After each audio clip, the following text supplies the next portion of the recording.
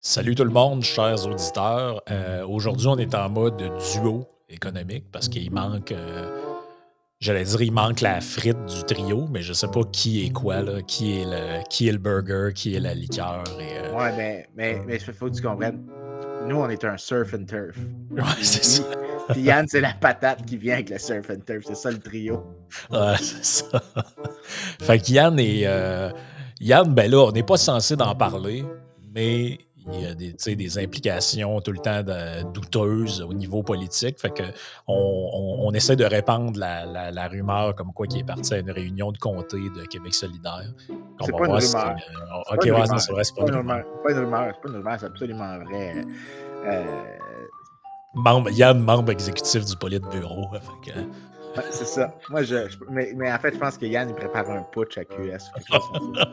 ouais, c'est ça. Manon, tosse-toi, Yann arrive. Ouais. Euh, Pendant ce temps-là, nous autres, on va faire le Parti libéral.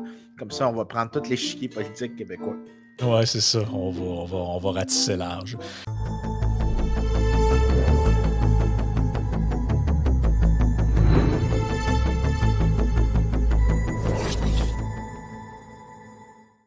Fait que c'est ça. Comme Yann n'est pas là, on a décidé de faire le podcast pareil. Fait qu'on va peut-être juste un peu moins dévier de sujets que d'habitude, mais quand même, on est capable aussi de s'élargir.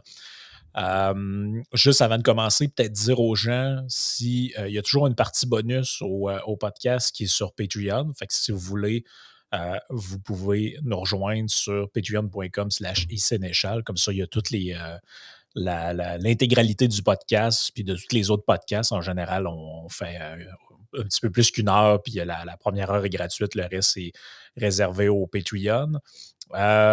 Sinon, ceux qui nous écoutent via Spotify et les autres plateformes où vous pouvez laisser une petite note, ben faites-le, ça nous aide à faire connaître le podcast et à être référencé. Sur ce, on s'était dit qu'on voulait parler, faire un petit peu de débunkage, je sais pas trop Ouais. je sais pas trop comment on appelle ça, là, mais faire le mythbuster, entre autres, au sujet de la notion de PIB. Ouais. Parce que là, il y a plein de. Ben, il y a plein. Ça revient un peu tout le temps, ça, comme, tu sais, dans le fond, il n'y a pas juste la richesse d'envie, puis je pense, entre autres, ça a un petit lien avec, tu sais, quand on parlait du Québec avec le Mississippi puis d'autres États, puis là, t'en as tu sais, qui disent ah, mais je préfère quand même vivre au Québec, même si on est plus pauvre qu'au Mississippi. Tu sais, la richesse par habitant, ça dit pas tout. Puis, ben, en effet, ça dit pas tout, mais ça veut pas dire que parce que ça dit pas tout, que c'est un mauvais indicateur. Je pense que c'est surtout ça le point qu'il faut amener aujourd'hui, là. Écoute, il y a tellement de choses qui sont que je trouve j'aime vraiment pas cette espèce de discussion-là parce que, comme la plupart des choses qui finissent par arriver dans les médias, qui partent du monde académique, ça part de quelque chose qu'aucun académique est vraiment en désaccord profond, mais il y a énormément de nuances qui, ne réussissent pas à aller dans le public, puis éventuellement, ça devient quelque chose que tu prendrais l'opinion des gens qui travaillent là-dessus, puis il y a personne qui dirait quelque chose d'aussi extrême. Ben, Il y un a peu comme avec on en a déjà parlé dans le podcast, mais un peu comme les rapports que fait le GIEC. Quand tu les consultes, même ne serait-ce que les résumés, tu t'aperçois que c'est extrêmement nuancé. Il y a plusieurs scénarios qui sont proposés. oh, et On arrive tout le temps avec des positions qui sont, ben, s'il arrive ça, il pourrait arriver telle affaire, mais quand tu lis la récupération politique et médiatique de ça, c'est, en gros, tu as l'impression que dans quelques jours, tout le monde va être mort. oh, et l'hyperbole dans les médias, est assez intense.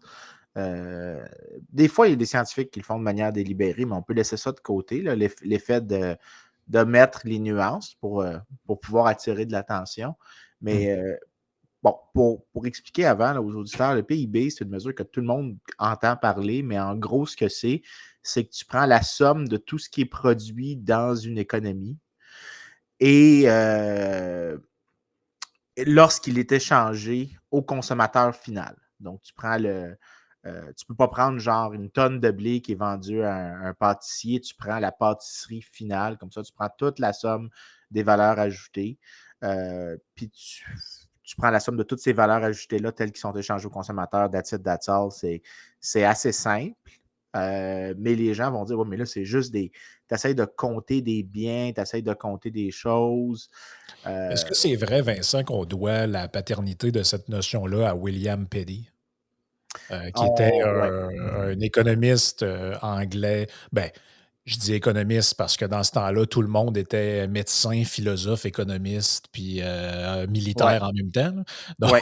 fait que parce que c'était l'époque, mais on dit que c'est lui, là, vers quoi, 1650 ou quelque chose comme ça, qui a Yep, amené cette notion-là, là. yep. Lui, ce qu'il avait fait, c'est ce qu'on appelait les social tables. Puis en gros, il essayait de. Il y a plusieurs manières de calculer le PIB. Tu n'es pas obligé de prendre ça. Tu peux prendre ce qu'on appelle factor cost ou tu peux prendre revenu final. Puis Mhm. Petty avait fait selon le revenu final. Donc lui, ce qu'il avait fait, c'est qu'il avait pris toutes les classes de gens en Grande-Bretagne, aristocrates, travailleurs, agriculteurs. Il avait estimé leur revenu final net que eux avaient. Donc si tu étais, par exemple, un fermier, c'est pas le revenu de ta ferme qu'on comptait, c'était ton revenu net comme fermier. Donc, on enlevait tes dépenses de ce que tu avais acheté avant parce que c'est pas exactement un revenu. Et fait la somme de ça. Ça, c'est la richesse nationale de la Grande-Bretagne. Le gars, il fait ça dans les 1650, puis il y a d'autres personnes qui ont suivi. Il y avait plusieurs efforts. Il y avait Quesnay en France. Ouais. Turgot, les physiocrates avaient Cantillon, essayé. ouais. Cantillon n'avait pas participé à ça, mais il y avait plusieurs gens en France qui avaient essayé. Mais en gros, là, la réplique que les gens font au PIB, c'est qu'ils vont dire, oh, mais là, c'est juste des biens matériels. Ça ne veut pas dire qu'on est heureux parce qu'on consomme plus. Puis c'est vrai que le PIB n'est pas une mesure parfaite du bien-être, largement parce que le PIB est un seul agrégat, ne nous dit pas à quel point le plus pauvre et a une qualité de vie supérieure s'il y a de la croissance. Ça ne nous dit pas Ouais. la source des externalités. Donc, disons que je m'enrichis et que dans le processus, je produis quelque chose, puis ça fait de la pollution dans une rivière qui descend dans un autre pays. Mais l'autre pays est plus pauvre, mais moi, je suis plus riche, oui, mais j'ai appauvri l'autre groupe. Est-ce que c'est pertinent comme chiffre? Donc, il y a des failles, il y a des limites. Puis les Ça économistes en prend sont. pas par défaut en tout cas, ça doit pas vraiment être capable de mesurer par défaut tout ce qui est interlope, là, le travail au noir, l'argent qui est généré par le monde de la drogue et c'est ce genre de Exactement, trucs-là, là, fait que exactement. Puis il y a des problèmes aussi qu'on est conscient, comme par exemple, puis ça, c'est quelque chose que Robert Higgs, mmh. le gars du Crisis in Crisis Levi in Leviathan. qu'on a déjà parlé plusieurs fois, lui, il expliquait que le PIB est encore plus pertinent dans des économies libres, parce que dans des économies libres, les transactions qui sont enregistrées, donc les prix auxquels on mesure les biens qui sont échangés, les biens et services qui sont échangés, ont vraiment une valeur de marché. Donc, ils ont une pertinence pour convertir, traduire le bien-être des gens à travers des prix.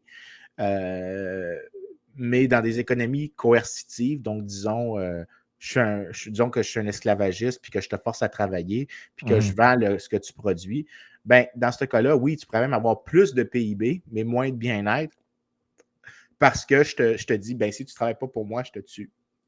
Et Ouais, dans un cas ouais. comme ça, là, on est conscient, par exemple, que dans les dictatures, souvent, les chiffres de PIB n'ont pas la même signification. La marge d'erreur peut être Comme beaucoup tous plus les grande. chiffres en général, là, tu sais, le taux d'alphabétisation, tous ces trucs-là, on sait jamais à 100 si c'est vrai, là. Ben, Ouais, mais des fois, c'est pas parce qu'il y a de la manipulation, c'est vraiment parce que tu as perdu la significativité de ce ouais, qui ouais. est échangé, parce que la vertu de l'échange, c'est que deux personnes sont mutuellement gagnantes, donc l'échange doit être bénéfique. Si techniquement, il y a quelque chose qui est échangé, mais il est échangé parce que moi, j'ai mis un gun sur ta tempe, ben, on peut dire qu'il a été échangé, mais quand on va le calculer mathématiquement, ça ne veut pas dire, ça ne va pas avoir la même signification économique que si l'échange était vraiment libre et volontaire. Donc, Mmh. les économistes sont vraiment conscients qu'il y a plusieurs limites au PIB. C'est pour ça que tu prends, mettons, puis ça, c'est la position la plus extrême, critique du PIB, c'est Diane Coyle. M'a envoyé son livre, qui a écrit une histoire du PIB à toute fin pratique, là, pas une histoire de comment c'est mesuré. Puis elle montre que, elle, sa position, c'est que tu devrais t'en servir. C'est un excellent indicateur. Puis je vais te dire pourquoi dans une seconde, mais tu devrais toujours le balancer avec d'autres indicateurs. Donc, tu ne devrais pas Ouais. l'utiliser tout seul. Je trouve sa position absolument défendable. je suis même pas sûr si je suis d'accord ou non avec, si tu devrais l'utiliser avec d'autres ou si des fois c'est suffisant. Je pense que ça serait un cas par cas de c'est quoi la question qui est posée. Mais en gros, c'est la position la plus extrême. Mais la raison pour laquelle il n'y a personne qui trouve ça débile comme position parmi les économistes, c'est de dire que on est conscient qu'en général, si mettons le PIB a augmenté, le bien-être va avoir augmenté. Donc, on sait Mhm. que. Ça ne veut pas dire qu'on est capable que les comparaisons de niveau sont parfaites, Ouais, mais sur des longues périodes de temps, sur, sur les changements, sur des longues périodes de temps, on va être confortable avec ouais, l'idée que tu convertis une augmentation de revenus en moyenne, donc de PIB moyen par personne, avec des gains pour la personne ouais, moyenne. Puis non seulement ça, mais après aussi, des fois, par exemple, tu prends la corrélation entre la croissance économique entre 1960 puis, disons, aujourd'hui, puis la croissance, le gain de revenus pour les gens dans le bas 20 si tu croyais que c'était pas pertinent comme mesure, tu pourrais avoir genre juste les riches se sont enrichis, mais en réalité, ouais, c'est que généralement, tu trouves qu'il y a une corrélation qui est positive, forte, mais il y a beaucoup de dispersion. Là, donc, tu as beaucoup de places qui sont des outliers. Donc, c'est pas aussi fort. Donc, c'est pas du 1 pour 1, mais c'est du genre corrélation est à 0,4 en gros. Là, c'est ça le ouais, coefficient de corrélation à peu près qui apparaît, qui n'est pas super, mais qui n'est pas mauvais. Mais là, tu sais, je n'ai pas tenu compte de quoi que ce soit d'autre. Aucun ajustement, juste une corrélation, ce qu'on appelle un bivariate. C'est rien de phénoménal, mais là, on voit que même dans des données, tu sais, comparaison vraiment brutale, ça fonctionne quand même très bien. Tu ouais, compares avec ce que les gens appellent le bonheur. Donc, quand tu demandes aux gens, pas le bonheur émotionnel au quotidien, mais la question de 1 à 10, à quel point êtes-vous satisfait de votre vie, mhm, ça augmente avec le revenu. Puis non seulement ça, mais pendant les années 60-70, c'était la plus forte critique qu'il y avait au PIB, c'est qu'on disait, ah, il y a l'air d'avoir un point de satiation. Comme quoi, dès que tu arrivais à un certain niveau de revenu, tu ne devenais pas ouais, plus heureux. Mais la réalité, par contre, c'est qu'on a découvert que la raison qu'il y avait l'air d'avoir un point de satiation, c'est que tu n'avais pas beaucoup de gens qui faisaient au-delà du point de satiation. Puis quand on refait la même enquête, puis qu'on fait juste passer d'une année à l'autre, fait qu'on prend plusieurs coupes transversales des données, puis on fait juste regarder, ah ben le point de satiation continue de se déplacer vers la droite, puis il monte. ouais, Donc en dollars de, disons, 2020, le chiffre initialement sorti dans les années 70, c'était comme 60 000 c'était le point de satiation. Aujourd'hui, j'ai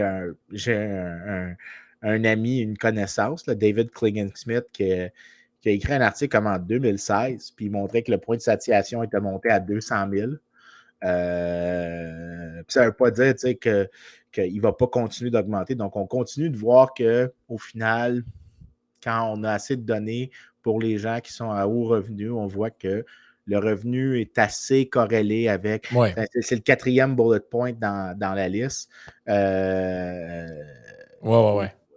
le point de satiation, au lieu d'être 60 ou 70 000, je pense, le chiffre c'était 60 000 qui me vient en tête, mais là, c'est rendu 200 000. Donc, tu pousses constamment le point, puis on est pas mal conscient que, OK, Ouais. Et il avec dit des dans le nuances. truc, hein, un coup que tu dépasses 80 000 les effets du changement commencent à décliner, là, de ce que je Ouais, mais comprends. ouais, c'est ça. Mais ça, c'est différent. Eux autres, un point de satiation, c'est que la courbe, là, dans la tête des gens, c'est que tu passes de 0, disons, à 10 000 ton bonheur va doubler. Tu Ouais, passes c'est de ça. 10 000 à 20 000, là, tu doubles encore ton revenu, mais ton bonheur va augmenter juste de 20 ben, il va continuer d'augmenter. Un point de satiation, c'est que peu importe combien d'extra revenus je te donne, tu vas juste plus devenir plus heureux. Là. C'est Mhm. vraiment l'idée que la courbe monte, monte, monte, mais monte à un taux qui descend. Puis après, c'est une flatline, peu importe ton Hmm. revenu. Mais tu vois, c'est drôle pareil parce que ce que tu es en train de parler de là et cet article-là ça va directement dans le sens d'une réflexion que j'avais pendant que tu parlais. C'est que quand tu veux critiquer quelque chose, la version la plus intellectuellement lâche et facile, c'est de caricaturer ce que tu veux critiquer. Puis en général, moi, de ce que j'ai lu, les gens qui s'attaquaient à l'indicateur PIB pour le critiquer, ils faisaient une erreur volontaire ou involontaire de raisonnement qui consistait un peu tout le temps à dire la même chose que, dans le fond, les économistes, ça, moi, je déteste cette formule-là, les économistes ou les sociologues ou les historiens, mais en gros, ils laissent croire que pour les économistes, le PIB est la mesure du bien-être. Or, ce que vous dites, ce que plusieurs disent, c'est que c'est une mesure qui est en relation avec le bien-être, une relation qui n'est pas intégrale, c'est-à-dire qu'elle n'explique pas tout. Puis quand tu arrives dans les nuances comme celle-là, c'est-à-dire que oui, il y a une relation, mais passé un certain niveau, cette relation-là commence à diminuer, voire à un moment donné, on arrive à un point où ça devient plus nul. Où là, par exemple, tu vas, je ne sais pas, moi, tu pourras arriver et dire, ben, passer ce seuil-là pour augmenter ton bien-être, ben là, il faut que tu ailles vers des trucs plus spirituels ou de l'ordre des loisirs ou ce genre de choses-là.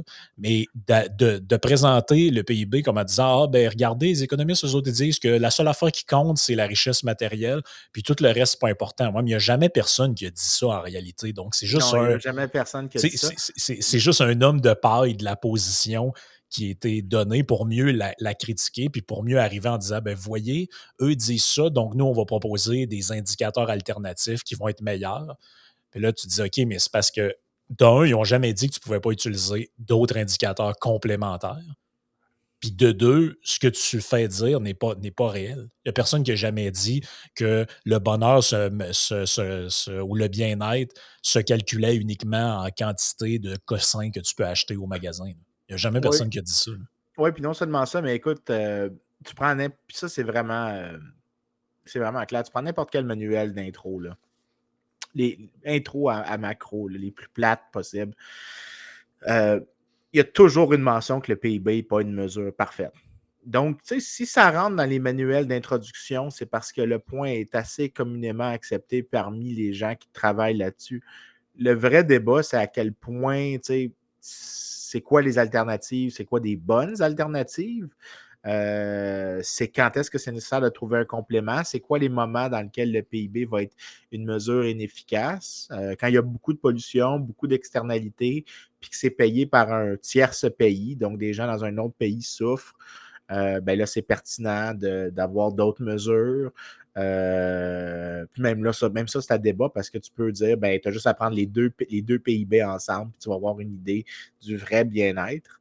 Mhm. Tu peux faire des choses comme ça. Il y a plein de choses qui se font que les économistes sont conscients des limites, mais qu'ils essayent de trouver des alternatives lorsque c'est pertinent. Mais aussi, c'est aussi l'autre affaire, c'est que toutes les alternatives que les gens proposent sont vraiment pas bonnes. La plus fréquente qui me tape ses nerfs, c'est on devrait prendre les salaires. Ça veut rien dire, ça. Ça veut rien dire parce que, premièrement, imagine demain matin, puis ça, c'est juste, là, en fait, par session, j'ai tout le temps une fois quelqu'un qui dit, ben, ça serait quoi d'autres mesures? Puis je dis, ben, à défaut de, tu peux prendre plein d'autres affaires, puis voir, puis te faire un dashboard si tu veux, mais Mhm. de toutes les mesures possibles, celles que les gens disent que ça devrait être le substitut sont généralement assez mauvaises. Donc, le salaire, puis c'est le salaire qui revient le plus souvent. Ben, imagine deux sociétés, là, une dans laquelle tu as un salaire minimum, dans l'autre, tu n'as pas de salaire minimum. Le salaire minimum dans celle où est-ce qu'il existe est à 100 de l'heure. Ben, ce qui va Ouais. se passer, c'est que les salariés vont être tous ceux qui ont une productivité marginale supérieure à 100 de l'heure. Tous ceux qui produisent pour moins de 100 de l'heure par heure travaillée ne vont pas être embauchés. Mais quand tu fais le salaire moyen dans ce cas-là, ben, tous ceux qui n'ont pas d'emploi ont zéro salaire, mais ils ne sont pas comptés comme des employés. Puis là, il faut que tu te poses la question, est-ce qu'ils ne sont pas employés parce qu'ils ne veulent pas travailler ou est-ce qu'ils ne sont pas employés parce qu'ils ne peuvent pas travailler à ce Ouais, prix-là? c'est ça. Puis là, après ça, mais par contre, le salaire moyen dans le pays avec un haut salaire minimum va être 100 et plus au minimum. Alors que dans le pays qui n'a pas de salaire minimum, ben, tu vas avoir peut-être beaucoup plus de gens qui sont employés, tu vas avoir un taux d'emploi supérieur, mais tu vas avoir beaucoup de gens qui sont plus bas dans l'échelle de productivité marginale, puis qui sont embauchés à des salaires plus bas, mais qui sont better off que d'avoir zéro. Fait que, tu sais, quand ils disent le salaire moyen, ben, OK, tu pourrais prendre tout le monde, puis tout le monde qui ne travaille pas a un zéro dans ton calcul de la moyenne. Mais le problème, c'est qu'il faut que tu saches lesquels décide de ne pas travailler par choix, comme ton grand-père qui a 75 ans, il fait 0 salaire, mais c'est pas parce qu'il n'y a pas de job disponible ou qu'il n'y a personne qui veut y en offrir une, c'est que ça ne tente plus de travailler à cet âge-là. Tout comme quelqu'un qui a peut-être 21 ans, qui est à l'université, décide de ne pas travailler parce qu'il veut étudier. Fait que là, comment tu fais pour savoir ça? Ben, le salaire, c'est une mesure de merde. C'est vraiment la mesure la plus atroce que tu peux utiliser pour remplacer le PIB. Maintenant, si tu veux savoir le bien-être des gens qui travaillent, puis si ça a augmenté, puis à travers le temps, puis tu peux t'en servir. D'ailleurs, on passe souvent des salaires pour des trucs de cycle d'affaires. Donc, Ouais, ouais. les récessions, les expansions, c'est super utile. Si tu veux savoir des structures entre industries, c'est pertinent. Des fois, on s'en sert pour une des manières de calculer le PIB, mais il nous faut d'autres informations comme les revenus d'actifs, des versements de X ou Y. Donc, tu sais, c'est pas impertinent, mais c'est juste, c'est pas un substitut. C'est peut-être utile pour, mais c'est pas un Ouais. substitut. Après ça, ils vont nous parler du bonheur national, qui est Ouais, la ouais. mesure la plus étrange qui a jamais été inventée. Le bonheur national brut. Quand même Ouais, c'est quand même assez incroyable de penser que ça a été proposé par le roi du Bhoutan, là. Je veux sultan. dire. Sultan. Ouais, le Ouais, sultan, excuse. Dans les années 70, tu sais, moi déjà que c'est un indicateur proposé par le gouvernement, c'est toujours un peu, oh, oui, ben, tu en sais, c'est fait, comme si la Corée du Nord arrivait avec ses propres indicateurs économiques. Tu sais, tu peux quand même te poser la question de savoir un peu pourquoi ils arrivent avec ça, là. Mais, ben, surtout dans un régime qui n'est pas une démocratie libérale. Là. ouais, c'est ça, exact. Puis, qu'est-ce que tu penses de d'autres indicateurs, mettons, qui prennent en considération le PIB, mais d'autres choses comme, mettons, l'IDH, là, l'indice de développement Ouais. humain? Ben, moi, je suis vraiment fan de l'IDH. Parce que Mais quand il y a. tu regardes la carte, je vais la partager aux gens, là, puis tu vas pouvoir commenter, là.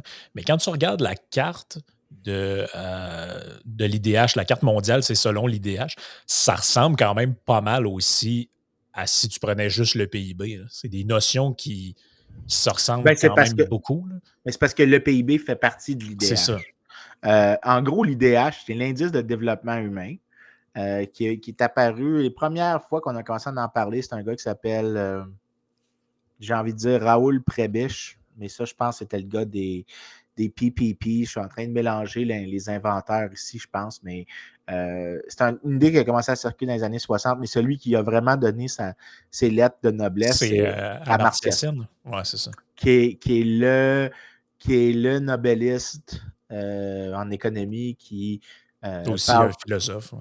qui est aussi un philosophe, mais de très haut calibre, qui parle Mhm. beaucoup des vertus démocratiques, des fondements d'une société juste. Puis c'est un gars pas mal Ouais. centre-gauche. Il est très connu pour ses travaux sur les famines qui ont beaucoup contribué à son truc sur l'IDH. Mais en gros, ce que tu fais avec l'IDH, c'est que tu prends trois, tu peux en prendre plus, mais ça a commencé avec trois.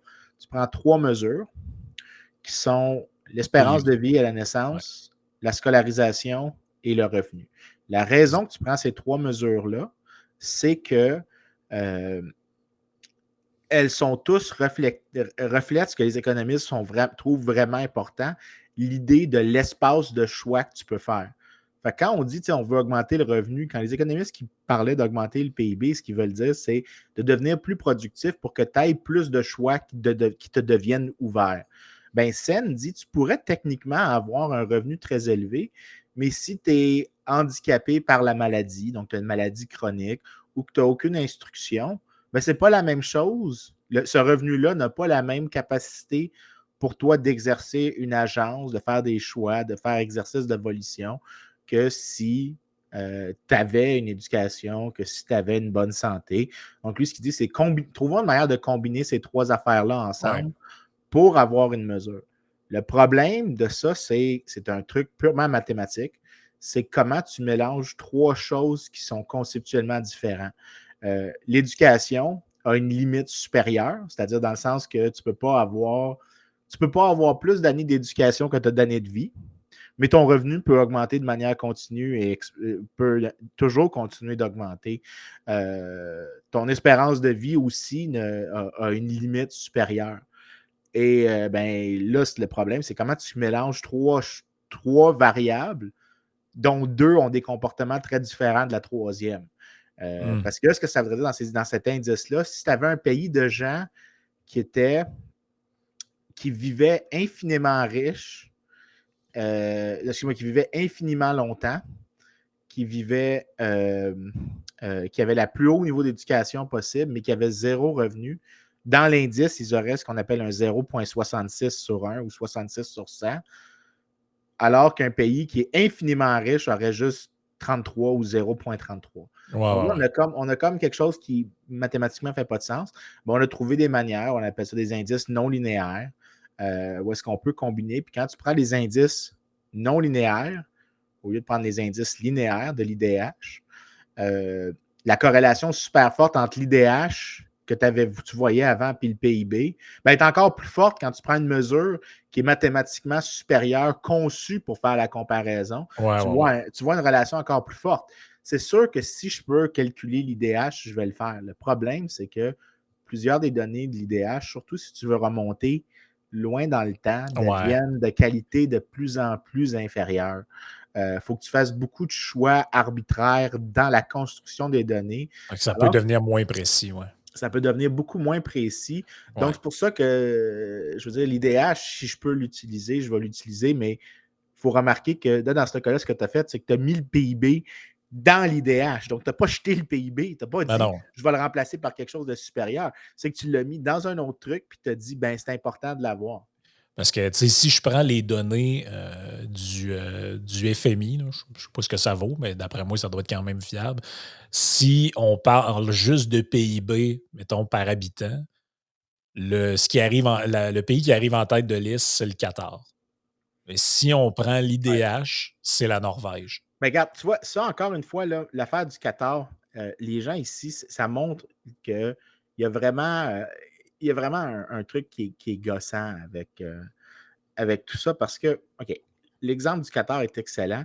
Une grande proportion des gens qui habitent, parce qu'il y a le PIB, là, j'essaie de composer mes pensées, tu as le PIB puis tu as le PNB. Les deux, c'est la même chose à une différence près. Cette différence-là, c'est que le PIB ne se soucie pas de l'origine de la production à l'intérieur d'un pays. Le Ouais, ouais, ouais. PNB se soucie de la production par des nationaux. Ouais, ouais, ouais. Donc, tu tiens compte des Canadiens. Donc, le PIB, ça serait tout ce qui est produit au Canada, mais aussi ce qui est produit par des Canadiens à l'étranger. Ou de ce que l'étranger vient au Canada. Donc, techniquement, en gros, ce que tu fais, c'est que tu enlèves les inflows and outflows of capital, des revenus de capital, plus précisément, Ouais, ouais, ouais. de l'étranger, si c'est un revenu net ou un revenu. Donc, il peut y avoir des différences entre les deux. Mais Ah des ouais, puis pays comme. des différences assez marquées parce que tu vois, si là, c'est des données que j'ai qui sont pas qui datent pas qui n'ont pas les mêmes dates, là, mais on comprend quand même, là. Si on prend le PNB par habitant, ça, c'est des chiffres de 2005. Fait que ça a sûrement changé. Mais le Qatar n'est pas du tout en tête de liste, là. Par contre, la Exactement. Norvège, elle l'est. Puis au Ouais. premier rang, j'ai le Luxembourg. Ça a peut-être changé. Mais Mais tu voilà. vois, si je prends le PNB par habitant, j'ai Luxembourg, Norvège, Suisse, Danemark, Islande, États-Unis. Mais si je prends le PIB, j'ai Qatar, Singapour, Brunei, Islande, Norvège, Koweït, Émirats arabes unis. Tu sais, donc, c'est pas tout à fait la même liste, là. Ouais, mais tu vois, les gens qui répondent ça, là, souvent, ils vont dire, par exemple, je l'avais vu ça il y a une couple de jours, quelqu'un avait dit ça sur quelque chose que j'avais posté. Il dit, ben, les gens qui vont au Qatar, aux Émirats arabes unis, tout ce qu'ils font, c'est ils viennent puis ils s'en vont. Puis je suis comme, effectivement, ils vont donc produire quelque chose au Qatar ou aux Émirats arabes unis. Mais ce qui est souvent intéressant de noter, puis j'avais été voir après, la proportion d'Indiens, donc des gens de l'Inde, qui vont travailler dans les pays du Moyen-Orient, qui ensuite prennent cet argent-là, donc ce qu'ils produisent là, et le renvoient en rémittance dans leur pays d'origine. Ben, OK, d'accord, c'est vrai que le Qatar n'a pas l'air d'être aussi riche maintenant, mais en réalité, c'est juste que ce que tu as fait, c'est que le gars, il était là juste pour produire quelque chose, prendre un salaire, puis le renvoyer avec un Western Union à sa famille en Inde, puis qu'elle aille lui-même Ouais. y retourner. Mais dans ce cas-là, c'est le PIB, quand tu fais des régressions, par exemple, ce que je suggérerais à un étudiant qui a un problème comme ça, je dirais, ben, prends le ratio PIB-PNB, inclus ça comme une variable de contrôle. Ouais. Si tu as une crainte là, sur la relation, inclus ça pour voir si ça améliore Ouais. Puis la relation. t'as des pays, en fait, que peu importe l'indicateur que tu prennes, sont en haut, là. Tu vois, Norvège, que Ouais. je prenne indice de développement humain, que je prenne PNB ou PIB par habitant, Norvège est toujours dans les 5-10 premiers, là. Peu importe la Ouais. variable. Ben, tu vois, Mais mais les gens qui font les critiques comme ça, là, souvent, tu vois qu'ils ne le savent pas parce que n'importe quel économiste qui a fait. On le sait, c'est quoi la limite entre que c'est quoi qui pourrait être la différence entre les deux, puis tu te dis, ouais, mais il y a tellement de gens qui ne sont pas là de manière permanente. Ben, je sais où trouver la réponse pour voir à quel point c'est important. Euh, L'affaire, c'est que c'est super plate à expliquer, fait que ça passe jamais dans les médias. ouais, Puis c'est non ça, ça seulement ça, prend des podcasts de vulgarisation pour entendre parler de ça, là. mais j'aurais même pas aucune idée. Tu sais, on s'en parle, toi puis moi, pour les auditeurs, parce qu'on a un format qui s'y donne, mais tu me demandes d'expliquer ça en 5 minutes, j'aurais aucune idée. Mais aucune idée d'écrire un texte pour la presse là, qui serait lu. Je serais comme, je sais pas comment expliquer ça en 500 mots de manière crunchée, sans Ben, faire c'est en fait, usage de vulgarisation. ouais, ben, en fait, il faudrait que tu trouves un angle un peu, comment je pourrais dire ça, un peu à contre-courant du genre, tout le monde dans les derniers temps a dit que tel pays est plus riche qu'un autre. Fait que là, il aurait fallu que tu arrives en disant, mais Ouais. telle affaire, non, tel pays n'est pas plus riche que telle place. Puis là, il aurait fallu que tu expliques là-dedans pourquoi. Tu Ouais, puis sais, il que je faut. passe 1 heure. Ouais, c'est ça, mais non, exact. Hem, mais bon, tout ça pour dire que, puis on peut clore la boucle un peu sur ce sujet-là. Tout ça pour dire que les indicateurs qui font consensus au niveau de l'économie, comme le PIB, c'est pas parce qu'ils sont imparfaits ou incomplets qu'ils ne sont pas bons et qui méritent d'être jetés à la poubelle pour prendre toutes sortes d'indicateurs plus ou moins alternatifs, comme le bonheur intérieur brut ou encore d'autres gens que leurs analyses est basée sur des trucs comme l'empreinte écologique, là, ou, Ouais, puis non seulement ça, mais généralement, juste un truc, quand je dis un dashboard, généralement, c'est que tu vas dans ton char et il y a plusieurs composantes, mais la plus ouais, grosse dans le moton, c'est toujours l'odomètre. Le PIB, généralement, quand tu l'as, c'est le morceau le plus important. Mais tu en as besoin de quelques autres voyons, indicateurs sont pertinents. Mais des fois, ça va te permettre de faire du sens de qu'est-ce qui se passe sur ton indicateur principal. Donc, si tu demandes à tous les économistes dans quel ordre, est-ce que vous voulez juste utiliser le PIB? Non. Est-ce que le PIB devrait avoir préséance? Est-ce que le PIB a des alternatives? Non, malheureusement. ouais. Est-ce qu'il y a des compléments? Oui, oui, puis il y en a des bons. Est-ce que le PIB devrait avoir préséance sur ces compléments-là? Par définition, oui. Donc, Ouais, c'est ça. C'est comme un point de départ qui est consensuel, puis après, ben, tu peux rajouter certaines variables ou certaines mesures que toi, tu peux juger dans un cas précis plus pertinent. ouais. Non seulement Mais ça, mais en fait, tous les problèmes qu'on a avec le PIB, là, je te dirais qu'ils sont tous dans le sens qu'on sous-estime à quel point on est better off. Dans le ouais, temps, là, c'est parce qu'il y a plein d'affaires qu'on ne peut pas mesurer. Par exemple, aujourd'hui, pense juste dans le temps, puis ça, c'est des problèmes qu'on a vraiment qu'on fait la mesure du PIB. Dans le temps, tu achetais ton encyclopédie Britannica, puis tu avais 25 volumes, puis, ou 26, ou en fait, tu dois en avoir 26 parce que c'était par ouais. lettre. Fait que tu avais 26 volumes d'encyclopédie Britannica, puis tu payais ça. Donc, ça pouvait rentrer dans le PIB. Maintenant, Wikipédia, il ne rentre pas dans le PIB parce qu'il y a zéro prix sur le service.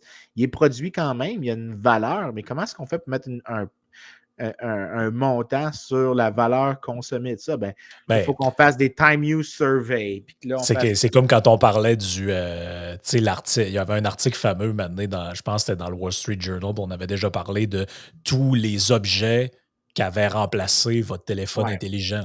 Tu sais, ça devient compliqué aussi d'évaluer c'est quoi la valeur de ce truc-là que j'ai dans ma main, parce qu'en réalité, bon, ça peut remplacer une lampe de poche, une calculatrice, tu sais, en fait, ça vaut beaucoup plus que le montant que j'ai payé pour l'avoir. Si je me rapporte à tous les autres objets que j'ai pas été obligé d'acheter, par les fonctionnalités que ça me permet. Fait que, tu sais, c'est compliqué, là, évaluer la valeur de Ah, il y a plein cet d'autres. objet-là, là. Oui, puis la qualité aussi, c'est super difficile pour nous de mettre des signes de dollars sur les différences qu'on appelle les différences hédoniques. Mhm. Donc les gains de qualité, c'est l'enfer à faire ça. On a des manières de le faire, mais c'est toujours je dirais que Ouais. c'est fortement suggestif sans être définitif parce que tu pourrais t'ostiner sur plein d'affaires. On a ce qu'on appelle le capital intangible, qui est un super gros problème que personne ne comprend en dehors d'une couple d'économistes qui se penchent sur la chose. Mais le capital intangible, c'est que des fois, il y a des compagnies qui font des investissements dans un capital, mais le capital est spécifique à cette firme-là et il vaut beaucoup plus que, euh, que si une autre firme l'utilisait. Euh, donc, le Ouais. prix, il n'y a pas de prix pour ce type Parce que quand on calcule, des fois, parce qu'on a ce qu'on a. Un des unités de capital qui rentre, c'est le bien en capital tel que la firme qui l'achète, mais qui ne s'en Ouais, sert pas ouais, cette ouais. année pour produire. C'est une forme de bien de consommation parce qu'il n'est pas encore utilisé pour produire des biens. Donc, tant qu'il n'a pas encore produit un bien, ben là, on peut l'inclure dans le PIB parce que la firme est le consommateur final dans ce cas-là. Mais le problème, c'est que des fois, on ne sait pas c'est quoi le prix de ce capital-là. Donc, c'est quoi la valeur de ce capital-là, de la valeur productive de ça. Puis, puis des fois, on va dire, ben, on peut mettre un prix en prenant la valeur de revente, mais la valeur de revente, dans ce cas-là, ce n'est pas la vraie valeur que ça a parce que les autres firmes ne peuvent pas l'utiliser comme là. Parce que Ouais, l'idée, ouais. c'est qu'une unité de capital, ce n'est pas du Play-Doh, c'est un bloc Lego. Puis si tu n'as pas le bon bloc, celui-là, il ne vaut rien pour toi. Ouais, ouais. Ça crée plein de problèmes. On est tout à fait conscient de ça, mais tous les problèmes qu'on a, capital intangible, les trucs hédoniques, on a toutes des raisons de croire que tous les problèmes vont dans la même direction. On sous-estime le bien-être qu'on a relativement à celui qu'on a dans le passé. Ouais. Puis on sous-estime à quel point les sociétés riches sont riches relativement aux Ben, sociétés pauvres. on le sous-estime, mais il y a aussi, c'est ce que j'appelle la vision du bon sauvage, là. C'est en référence à Jean-Jacques Rousseau, là, c'est cette espèce d'idée un peu fantasmagorique que dans le passé, l'idéalisation romantique du passé, là, dans le passé, les gens, ils cultivaient la terre avec des fleurs dans les cheveux, puis dans ce temps-là, il n'y avait pas de stress, il n'y avait pas de maladie mentale, il n'y avait pas de, tout le monde était heureux et vivait dans la simplicité, un peu comme tu vois des fois dans des films là, de vision espèce de romantisme agricole ou ce genre de truc-là. Et eux, c'est souvent de ce type de personnalité-là que va venir des critiques du genre, mais il n'y a pas juste ça, le bien-être matériel, tu sais, ça vient avec d'autres problèmes comme la modernité, puis le confort matériel nous a amené aussi le stress, puis la perte de repères spirituels, puis ce genre de trucs. Tu sais, c'est pas moi qui l'invente, tu as déjà entendu ce type de Oh, ouais. discours-là. Là. C'est très présent. Là. C'est très présent comme type de discours. Donc, eux, ils vont vouloir arriver avec des espèces d'indicateurs alternatifs parce que dans leur tête, oui, oui, c'est correct, j'ai un plus grand pouvoir d'achat, puis j'ai un meilleur confort matériel, mais c'est aussi ce confort-là qui amène le stress, la dépression, Ouais, l'anxiété et compagnie. ça, je l'achète juste zéro. Il y a deux raisons pour lesquelles j'achète pas ça. La première, c'est que, mettons que c'était vrai là, qu'il y avait une sorte de perte de repères spirituels, whatever. Je m'en fous Ouais, comment tu veux le définir. Mais la réalité, c'est que ça veut. La raison, généralement, quand ils proposent ça, ils disent ben, c'est parce qu'on s'est enrichi, c'est parce des sociétés riches ont changé tellement vite que que les gens ont perdu leur repère parce qu'il y a eu beaucoup de changements. Mais dans ce cas, ce n'est pas la richesse le problème, c'est la vitesse de changement. Puis ça, tu sais, je peux comprendre des fois, ça c'est un argument qui est absolument défendable euh, que des changements de structure économique, des changements de structure sociale peuvent causer des malaises, des pertes de points de repère. Ça ne veut pas dire qu'on n'en crée pas des meilleurs. Ça ne veut pas dire qu'il n'y en a pas des supérieurs qui émergent puis que les gens préfèrent les nouveaux aux anciens. Mais dans ce cas-là, le problème, ce n'est pas la richesse. Ce que tu es en train de te plaindre, c'est la vitesse de changement ou comment le changement s'est opéré. Tu es en train d'assigner ça au mauvais coupable. Donc, tu sais, juste là tu es mauvaise ouais. catégorisation. Je ne suis pas d'accord avec cette hypothèse-là, Mais Mais ça ça veut vient dire souvent aussi d'une forme de mais naïveté, ouais, de surface. C'est-à-dire que moi les fois où j'ai entendu ce type de raisonnement-là, c'était beaucoup du genre, «Ah, j'ai été, en voyage à Cuba, là-bas, les gens sont pauvres, mais ils ont de l'air heureux», tu sais. Là, tu écoute, comme: je Mais» l'haïs là, tu tellement cette ligne-là, là. puis là, tu comme: «Mais d'un, qu'est-ce que tu en sais? Qu'est-ce que tu en sais?» C'est pas parce que tu étais dans un resort, puis le gars qui te donne des chaises à la plage, il est souriant, qu'il est heureux. C'est parce qu'il veut du type. On va juste dire ça de même, là, parce que, tu sais, on va, tu sais, d'aller croire que des gens pauvres qui vivent dans un état quasiment permanent de pénurie sont plus heureux, ça révèle quand même une forme de naïveté assez incroyable. Tu sais. Ouais. C'est quand même un peu arrogant de présupposer que tu sais, tu es au courant du bonheur des gens seulement par leur attitude de surface comme ça que tu as vu. Là. Ouais, puis non seulement ça, mais écoute, avec mes travaux sur Cuba, là, je me suis fait euh, beaucoup d'amis cubains qui sont des activistes démocratiques là-bas, euh, ou des immigrés. Ils doivent être Puis, considérés comme des gens d'extrême droite à Cuba pour se ben, battre contre le communisme. mais les histoires qui comptent, c'est pas des histoires de bonheur, là. Donc, mettons ça de côté, là. Je veux dire, les gens qui font ça, c'est les gens qui font la défense de Cuba avec cette ligne-là, j'espère qu'il n'y en a pas un grand nombre, mais ils rentrent dans la catégorie de ce que Staline appelait les idiots utiles. Ouais. Si vraiment tu crois la propagande, là, puis non seulement ça, mais les natifs le savent, qu'est-ce qu'il faut faire. Parce que les endroits où il y a des touristes, il y a plus de supervision, parce que tu ne veux pas justement faire des échanges de Ouais. matériaux dissidents. Donc, ils se comportent beaucoup plus en public. T'en fais un village de Potemkin à toute fin pratique. L'autre chose maintenant, c'est que le livre que je viens de t'envoyer, qui était Ouais, à je vais l'écran, le mettre au cas où ça, les là, gens l'ont mal vu. Là. Ouais. ce livre-là, là, c'est un de mes livres préférés. Puis ça devrait te donner une idée d'à quel point. Parce que The quand Backbones of Europe, juste pour les gens qui nous en. Parce qu'il y a des gens ouais, qui c'est entendent ça. seulement. The Backbone of Europe, Health, Diet, Work and Violence over 2 millennia. En gros, là, c'est des chercheurs qui ont pris à peu près jusqu'à à peu près 1800, même en fait 1500, je pense. Euh, les tailles, la qualité des os, les maladies qui étaient encore présentes, le wear and tear, tout ça. Là. Puis tu vois dans les squelettes humains qui nous restent une histoire un peu de la vie physique que tu as vécue, Ouais. les dégradations dentaires, les douleurs qu'il y Ouais, aurait ouais. eu au dos, les courbatures, juste le stress associé à des blessures aurait été intense. L'inconfort pertinent, constant qui était présent, un peu comme euh, écoute, les gens ne savent pas à quel point l'hygiène dentaire, c'est important. euh, Parce qu'aujourd'hui, ça en est presque acquis, mais ça peut affecter la qualité de tes organes, ça peut affecter, une mauvaise hygiène dentaire peut te créer des maladies du foie. Oui, puis les Euh, gens qui nous écoutent, là, s'il y en a qui ont déjà eu une carie ou une infection au niveau de la bouche, puis que ça commence à faire mal, là, imaginez-vous, vous vivez dans un monde où la seule solution, c'est de prendre des pinces puis vous arracher une dent. Là. et puis de cautériser après, là. Puis c'est ça, de cautériser avec un morceau de fer qui est rougi. Là.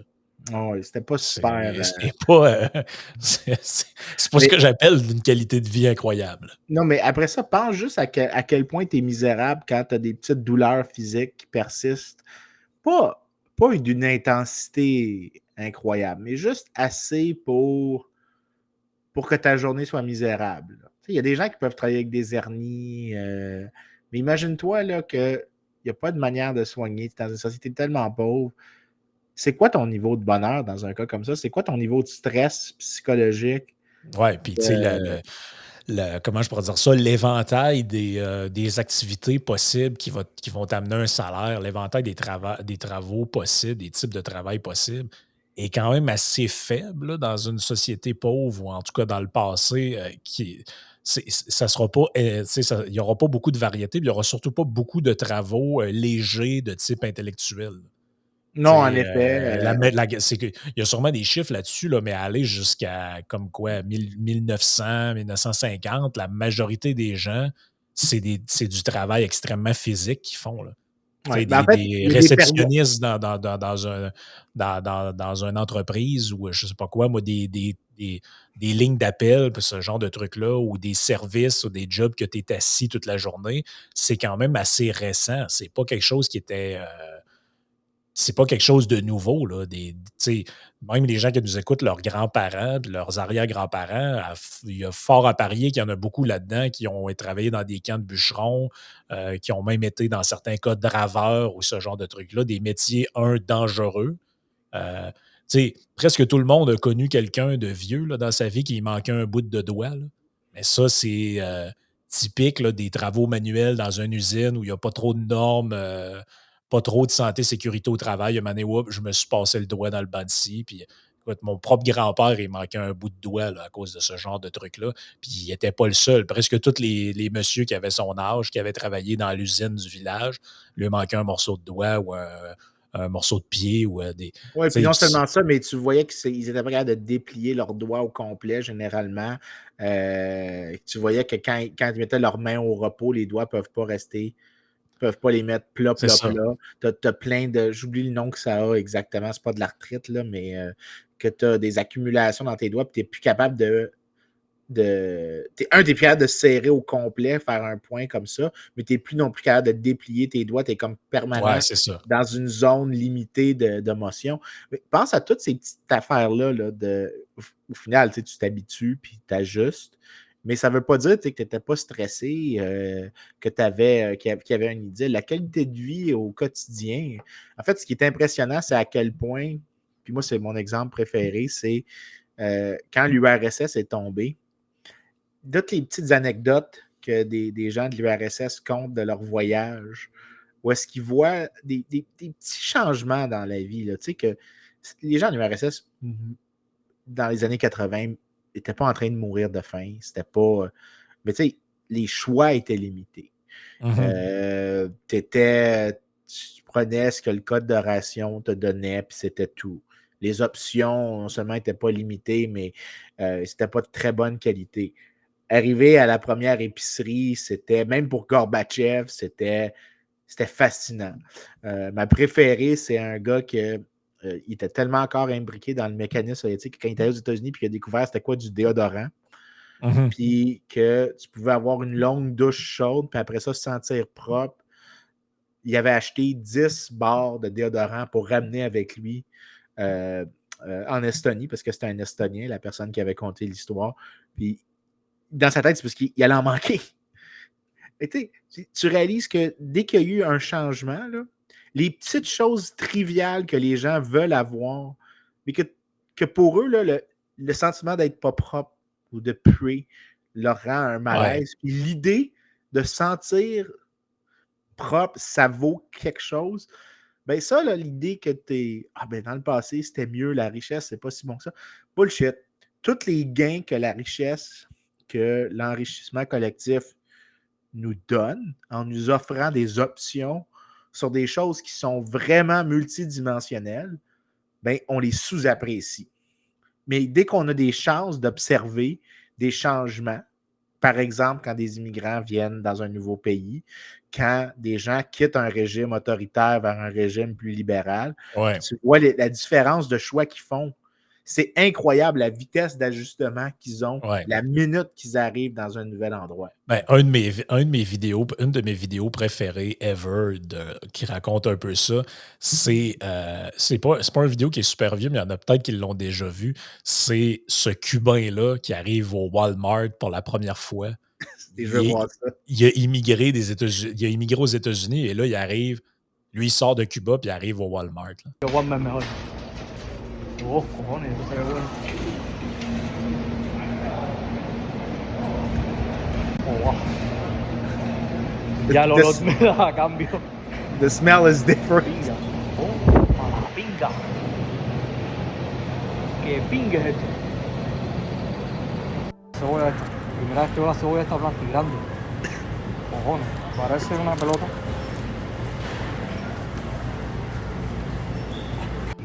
C'est comme ça tout le long. Là. Ça fait que un moment donné, il pleure dans le vidéo. Là. Il regarde de quoi à manger, puis il est là.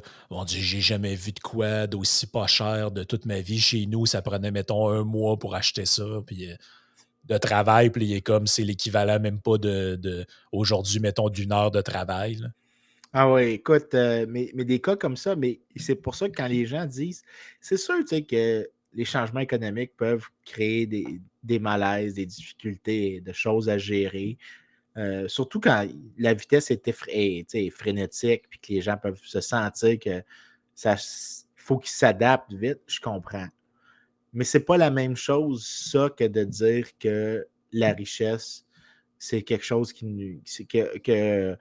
un mode de vie plus simple et bon. En fait, tout devrait nous indiquer, parce qu'il y a un autre article, puis je pense qu'on peut passer à un autre sujet après, là, je te le flippe, puis montre que dans cet article-là, en gros, le post-matérialisme, donc l'idée que dans des enquêtes de valeur, parce que les gens peuvent dire, sur une échelle de 0 à 10, à quel point est-ce que les possessions matérielles sont importantes? Ben, ces 3 auteurs-là, dont une est une de mes super bonnes amies, mais l'autre est un de mes collègues ici. Puis je me souviens, en passant à cet article-là, je l'avais cité à un moment donné dans un texte dans la presse. Puis il y avait un chercheur de l'IRIS qui m'avait dit que je n'avais pas compris l'étude en question que je citais. Puis je m'étais dit, écoute, je connais les auteurs, je sais très bien ce qu'ils disent. C'était. Ouais, c'est ça. C'est peut-être lui qui avait vu quelque chose dedans qu'il voulait voir. Il avait vu quelque chose dedans, mais j'étais là, je connais les auteurs, je sais très bien ce qu'ils ont dit. Anyways. Mais dans cet article-là, ce qu'il montre, c'est que les sociétés qui sont économiquement libres sont non seulement plus riches, mais sont aussi plus post-matérialistes. Donc, parce qu'ils sont tellement riches, ils ont la capacité de trouver des manières que tes formes de bonheur peuvent être non matérielles. Donc, tu as des gens qui, après avoir atteint une certaine cible de revenus, décident qu'ils ne veulent pas travailler plus, ils préfèrent consommer certaines choses, investir dans des loisirs, alors que quand tu es plus pauvre, cette option-là n'est pas présente. Non, c'est donc, ça. même là, en fait, puis là, en fait, ce que ça montre, c'est que le PIB devient encore plus. Le problème du PIB, le problème de toutes les mesures qui nous montrent qu'on est riche, c'est qu'ils deviennent de plus en plus faibles pour exprimer notre qualité de vie. Le plus riche on est. C'est pas que c'est pas bon pour comparer de la pauvreté. C'est super bon pour montrer à quel point les gens sont pauvres. C'est vraiment mauvais pour comparer à quel point les gens sont super riches. Ouais, c'est ça. C'est carrément ça. Un mot avant d'enligner sur Patreon sur la récession. Bon, là, c'est comme le sujet là, de ce moment dans les médias. Là, c'est partout. Tout le monde parle de ça. Elle s'en vient-tu? On est-tu dedans? C'est-tu l'année prochaine? C'est-tu dans 2 ans? OK, c'est la récession. OK. Et puis là... Je pensais que tu allais me parler de la dame de la CAQ. Non, ben peut-être dans la partie bonus. Mais c'est ça. Fait que là, tout le monde y va un peu moi, j'appelle ça les diseuses de bonne aventure. Là.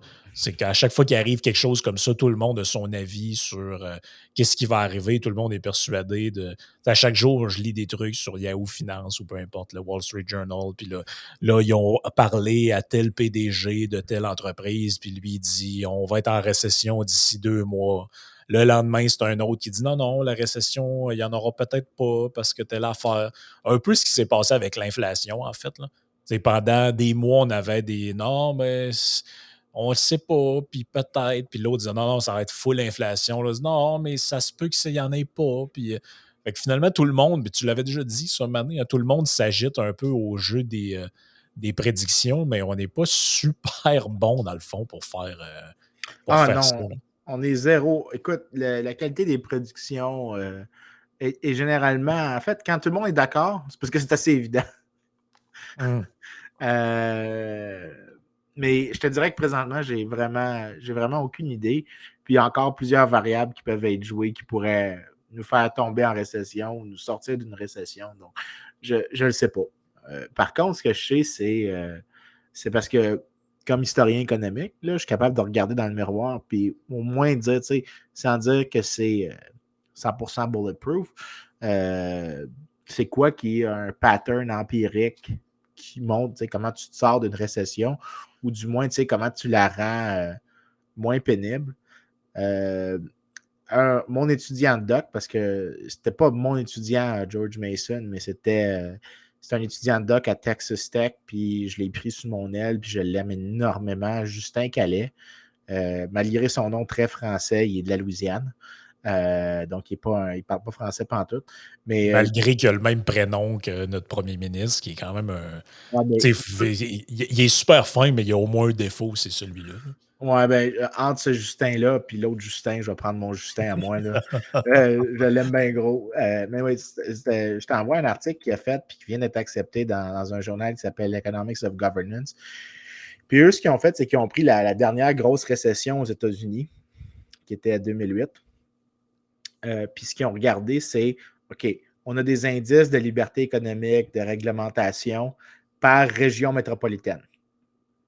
Puis ce qu'on va regarder, c'est qu'on va trouver des endroits qui... est-ce que les endroits qui sont économiquement plus libres, qui ont moins de réglementation, ont souffert une contraction moins profonde et plus courte, donc une reprise plus rapide, versus ceux qui étaient plus réglementés, moins économiquement libres. Puis deuxièmement, qu'est-ce qui arrive si on essaie de complémenter ce résultat-là en comparant vraiment les plus proches comparables l'un de l'autre, donc de créer des paires, de trouver quelle région métropolitaine peu réglementée versus celle qui lui ressemble le plus au début de la récession, mais qui est super réglementée. Puis dans les deux cas, ce qu'ils trouvent, c'est que, en fait, dans le deuxième set de résultats, les résultats sont encore plus forts. La liberté économique vient avec des plus petites contractions, des plus petites augmentations du chômage, des plus hauts taux d'emploi, des plus hauts niveaux de revenus que la récession est, en fait, le terme, c'est lighten the blow, que les économies plus libres souffrent moins des récessions. Ouais, amoindri, si on veut. Ouais. Amoindri, je cherchais le mot en français, là, mais si tu veux vraiment, puis ça, c'est peut-être la chose que je pourrais dire, c'est que si vraiment tu es inquiet d'une récession présentement, si c'est ce que tu veux, c'est que la Banque centrale contraigne l'offre de monnaie pour éliminer l'inflation, je m'excuse, mais les chances que tu aies une récession soient très élevées si tu as une contraction monétaire très forte. Par contre, il y a d'autres choses que tu peux faire qui sont non monétaires, qui te règlent le problème. Tu peux déréglementer, tu peux ouvrir à la concurrence, tu peux faciliter l'investissement pour que l'offre de produits, elle, augmente. Dans un cas comme ça, en fait, tu peux te sortir d'une récession beaucoup plus rapidement.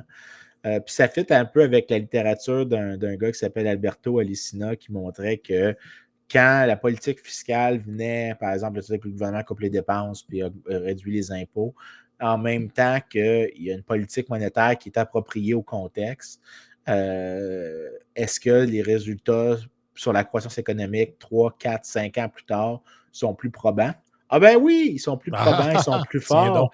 Fait que, tu sais, présentement, moi, ce qui me fait plus peur, je te dirais, c'est, puis là, je dis pas s'il y en a une, je dis pas s'il n'y en a pas, c'est que les gouvernements décident de se concentrer, de tout pitcher la patate chaude aux banques centrales. Même pire que ça, ils font, moi, en tout cas, puis je ne sais pas ce que tu penses de cette analyse-là, mais moi, de ce que je comprends, les gouvernements, en tout cas, au moins le gouvernement canadien, ce qu'ils semblent faire, et les gouvernements provinciaux, parce qu'eux ramassent un peu le mécontentement populaire, ils font des mesures qui vont exactement dans le sens inverse des intentions des banques centrales. C'est-à-dire que les banques centrales, eux, augmentent les taux pour, comme tu disais, réduire l'offre monétaire puis essayer de freiner l'inflation. Mais les gouvernements, eux, sont pris avec la pression populaire qui fait « Ah, ben là, j'ai une perte de mon pouvoir d'achat, il y a de l'inflation. » Fait qu'eux pitchent des chèques aux gens, créent des programmes d'accès à la propriété, font toutes sortes de mesures qui, en fait, viennent mettre du gaz sur le phénomène inflationniste. En tout cas, moi, c'est un peu de même que je le vois. Je ne sais pas si...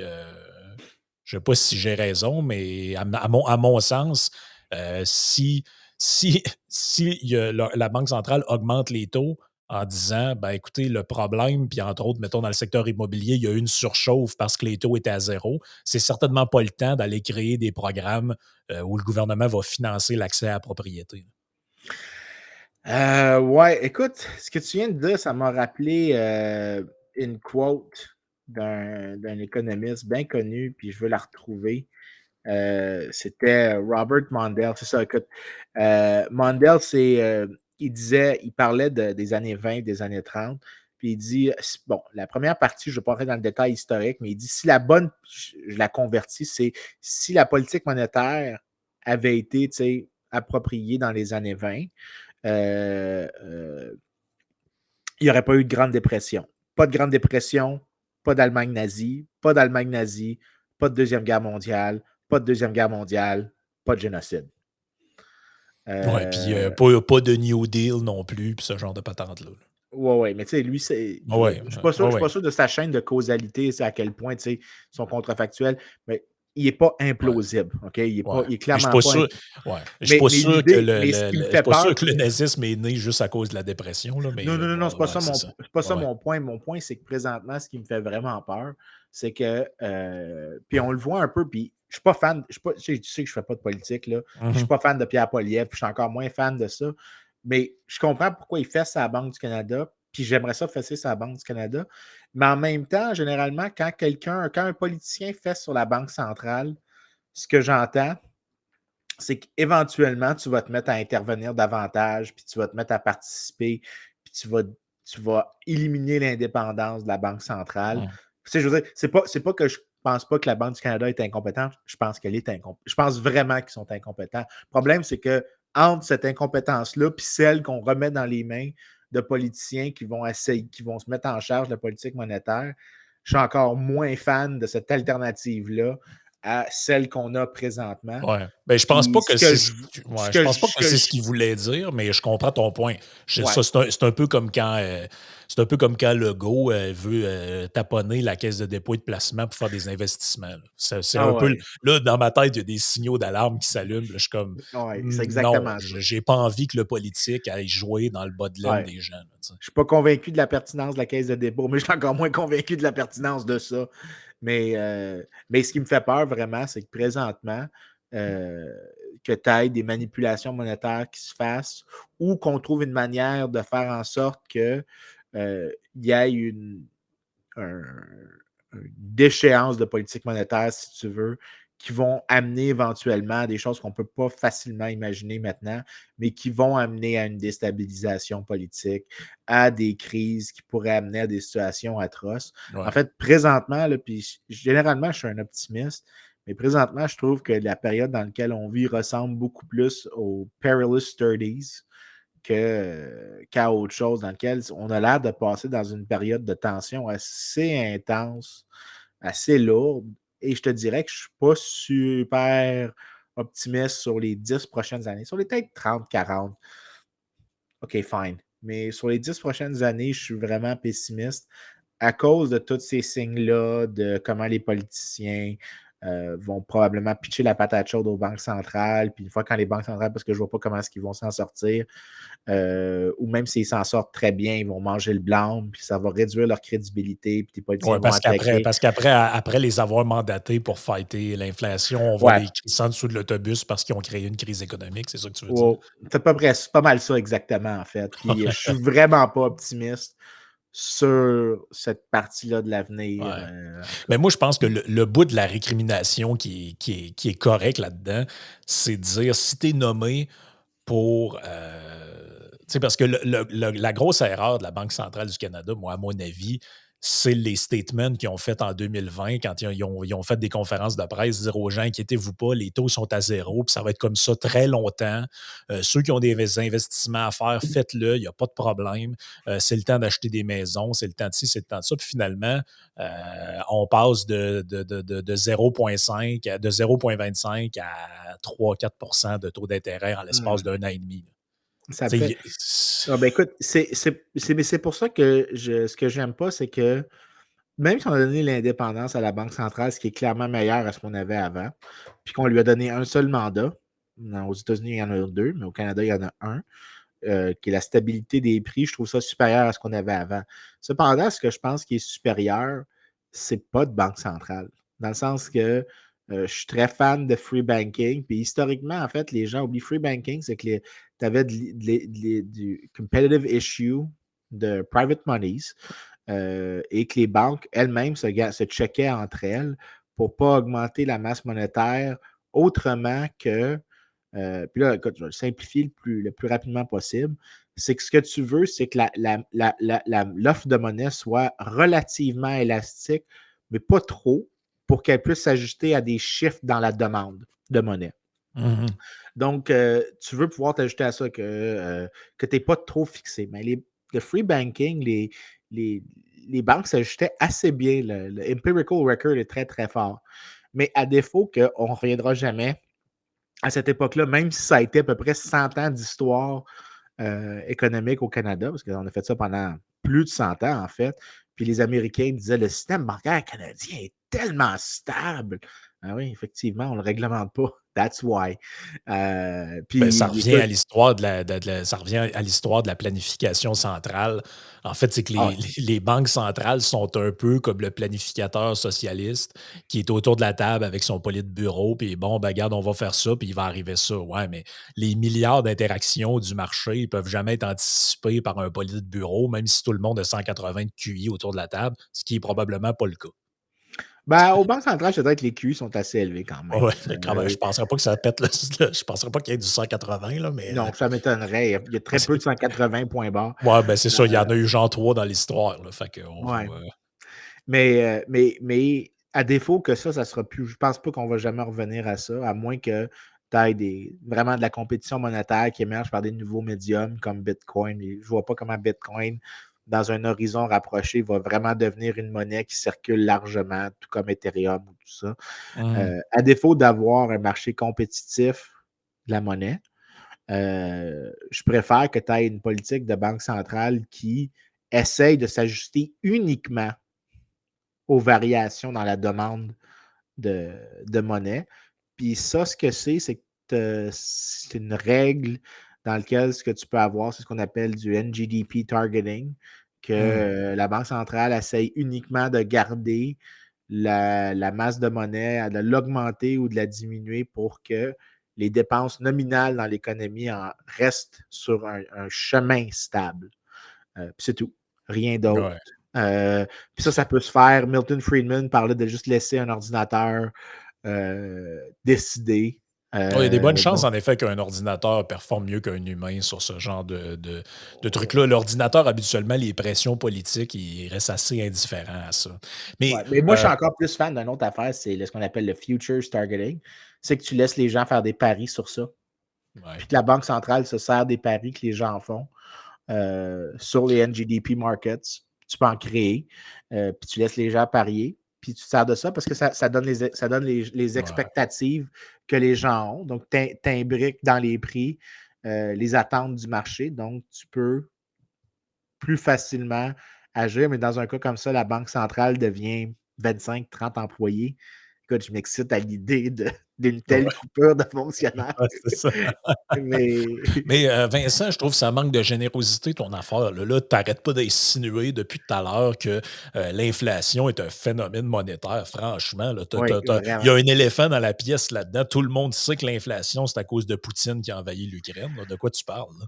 Ah oui, parce que l'inflation, c'est... il y a deux théories de l'inflation qui sont très, très crédibles, qui ont beaucoup de support dans la littérature. C'est que ce sont les guerres.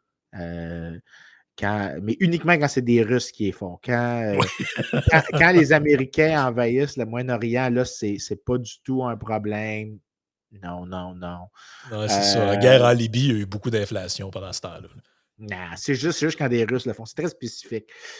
Puis l'autre, c'est les grandes variances dans l'avarice des entreprises. C'est parce que Oui, oui, oui, c'est oui, vrai. ça, c'est ma préférée. Ça, c'est l'explication NPDiste de l'inflation ou Ouais, ouais. Alexandria-O-cortésiste. Je sais pas Et, trop comment et il faut. aussi, et Ouais, aussi Alexandria Ocasio-Cortez. ouais. Mais écoute, la Écoute, raison que c'est pas tu sais, il n'y en aurait pas d'inflation là, si IGA puis Metro prenaient pas une aussi grosse part de profit là, hein, sur les sacs de chips qu'ils vendent quand même. ah non, non, mais C'est mais sérieux, si puis on peut s'en aller. si personne faisait de profit, les prix seraient plus bas. Ben oui, c'est ça qui est le fun avec le système dans lequel on vit. C'est vraiment incroyable. Ouais. Mais quand les prix baissent, sais-tu pourquoi ils baissent? Parce que les entreprises se sentent généreuses. Oui, ben oui. C'est juste Ben ça. oui. Regarde, on peut continuer là-dessus en s'en allant sur Patreon. On invite le monde à nous rejoindre.